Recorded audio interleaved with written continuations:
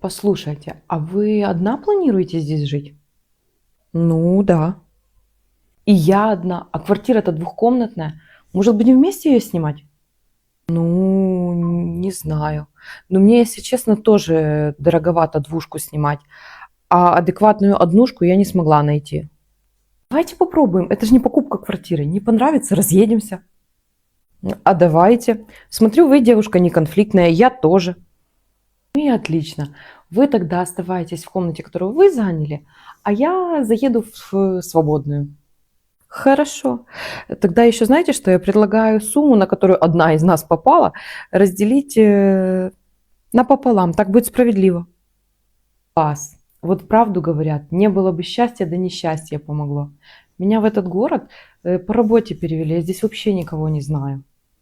Супер, значит, будем дружить. Кто там еще?